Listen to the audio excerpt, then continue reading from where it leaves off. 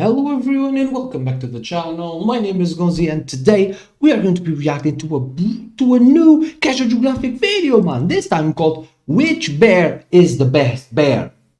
So yeah, love bears. Bears are cool. My favorite, the grizzly bear. But let's see if the grizzly bear is actually the best bear. So yeah, without further ado, man, let's react to this thing. Let's go. The office Drink water which bear though. is the best bear? Well, here's the answer.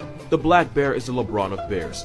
First of all, they are by far the best climbers. Okay. Imagine thinking you escaped only for the bastard to start free running up the tree. That's Not wild. only are they part squirrel, they can sprint at 35 miles per hour and they're great swimmers. One actually swam for 9 miles in the Gulf of Mexico. Black bears can also 9 eat anything from miles? deer to fish to fruits and berries to human garbage. That's right. Not to mention they're smart. I'm talking about smart enough to purposely cover their tracks to hide from hunters. They'll also actively hide in bushes and wait for the hunters to pass by them. At about 600 pounds, black bears are strong enough to shoot the fay with any human, but also smart enough to not even try it. You could also easily make the argument that the black bear is by far the world's friendliest bear, and I dare you to look at this video and tell me I'm wrong. When you really think about it, black bears are just overgrown forest puppies, and like dogs, are all over America. There's about 600,000 black bears in North America, meaning out of all of its cousins, the black bear is the best bear. Might have even benefited from them. And the cubs are cute enough to commit war crimes. They are cute, man. Jim wasn't kidding. Black bears have it all figured out, which earns them the title of best bear, and that's not an opinion; it's stone cold fact. Take that. Oh, that one looks cool, man. That could look like Glaucus a atlanticus is Pokemon. basically a small sea slug called a nudibranch. Glaucus, It's a and they gastropod, have which the makes it related Pokemon to snails, names and as a well. mollusk, which makes it related to cuttlefish, squid, and clams. Okay. Those bright colors are actually counter-shading camouflage, meaning it blends in whether you're above it or below it. Blue side blends in with the blue of the ocean if you're looking at it from above, and its silver and gray underside blends in with the sunlight reflecting on the ocean surface if you're below it. This anime fighter jet has no real defense of its own, but it eats the Portuguese man of war and steals its venom through the power of appropriation. This sea slug stores the stolen stinging cells in its body, which is why they have a nasty surprise for anyone that tries to touch them. Like a true colonizer, the Glaucus has no bag of its own, so it has to steal one, and the result is a venomous sting that can cause 50 shades of agony. Though why is this man holding one in his hands?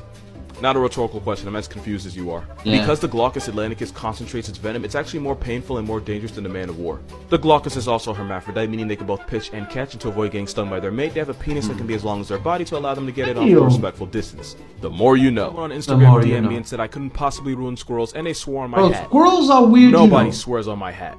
Red squirrels are vicious baby-killing cannibals that'll wipe out entire nurseries, sometimes eat them, and then find a now childless mother to try to recreate the family they just erased. Russian squirrels have been known to travel in gangs and attack much larger animals. A mob of Russian squirrels actually mauled a dog, tearing it to pieces, and by the time anybody stepped in, they scattered, each carrying a piece of the dog's flesh. Yes, they eat nuts, but in some cases they'll raid birds' nests and eat whatever chicks they can find. Because female squirrels will mate with as many males as possible, sometimes the males will go into a frenzy, which can lead to AOC. Acts of Cosby. Sometimes they'll gang her, with each male getting a turn. Fun fact, if you follow a squirrel around for a day, you'll either witness it become or create a victim. Also, squirrels are responsible for more obituaries than you think. They can unintentionally kill entire families because 20% of fires in the US are caused by these acorn jockeys chewing on electrical wires. Squirrels cause millions of dollars in damage a year just by being themselves. They're bushy-tailed babyface antichrist that somehow escaped persecution thanks to pretty privilege. Somebody said I couldn't root ferrets, so I'm gonna make it your problem. This is what a hairless ferret looks like with disease. Here's another naked ferret, but this time it looks like something that might just get me banned. Ferrets often fall into dead sleep, and since they can knock out for 18 hours, sometimes they get buried alive by owners that don't know any better because they really do look dead. If a female ferret doesn't get laid, she can straight up die because when she goes into heat, her body produces estrogen, which causes the bone marrow to stop producing red blood cells. So either she gets clapped by a male or by anemia. The other option isn't great either.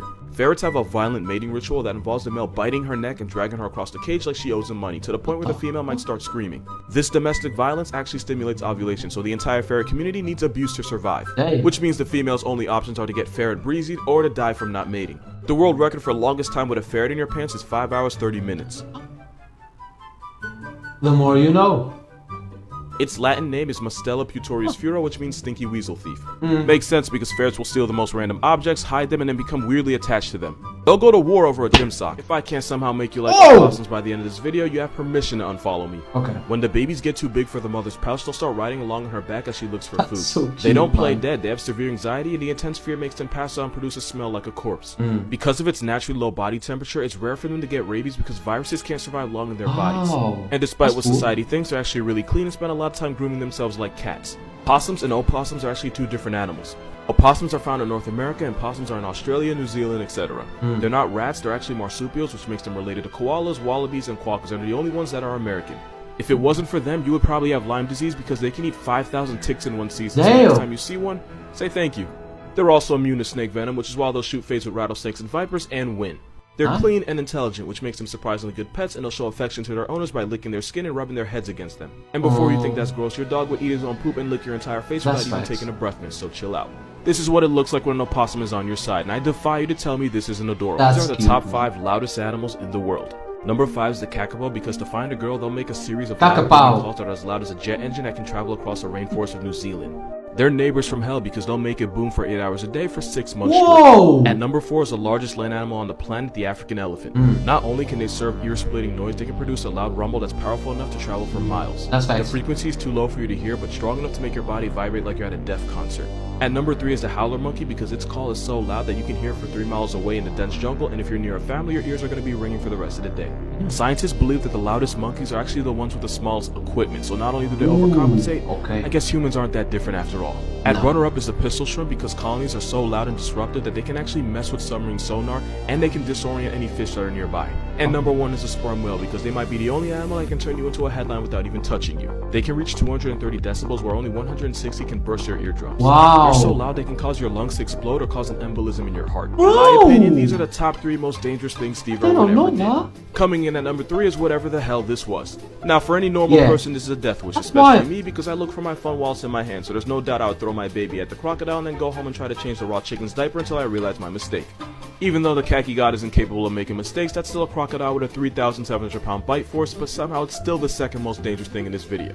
At number 2 is when he got charged by a cassowary. This dinosaur that time left behind is the most dangerous bird because they can inflict life-threatening injuries with 1 kick. And since this Jurassic feather bastard can leap 7 feet, they can easily slit your throat if they jump high enough. And considering that was a male cassowary, which are more aggressive and territorial, this was somehow even more dangerous. This is easily number 1 for one reason. Steve Irwin almost never carried any venom, even when facing a black mamba, a snake that allegedly has enough venom to drop an elephant and flatline a person in less than 45 minutes. Even though the black mamba's aggressiveness has been exaggerated, if they feel cornered, they will strike and strike hard.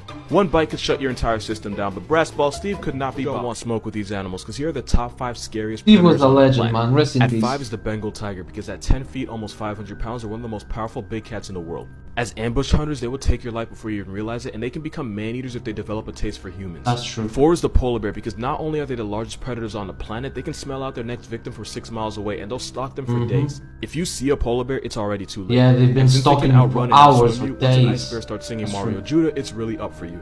Number 3 are hyenas, because imagine being chased down by a pack of animals that literally never get tired, only to get eaten alive once they catch you. Hyenas go for the guts and intestines first, and with jaws that can amputate a rhino, it's one of the most violent ways to die. Number 2 are crocodiles, because their attack style is camping and slamming with jaws that feel like you got hit with a sledgehammer, followed by a death roll designed to tear you into pieces. They've been around for 200 million years, which means they've gotten really good at catching bodies. These guys are number 1 because paws of these homicidal zebra dolphins will chase down prey like wolves into exhaustion. They'll also actively torture prey before they eat it. Write your will, because with this there is no way.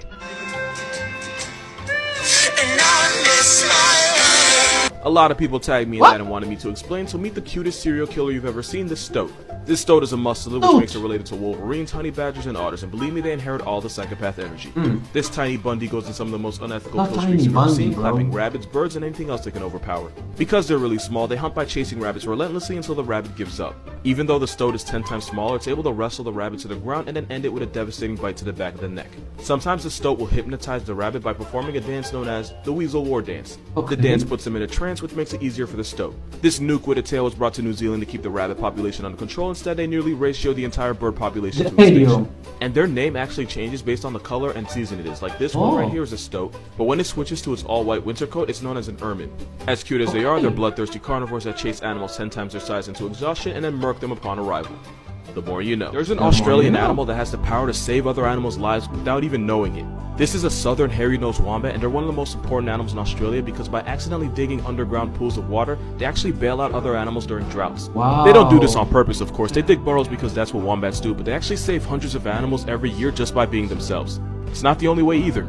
Wombat burrows are often used by smaller animals like the rock wallaby, little penguin, and bettong to hide in during raging bushfires.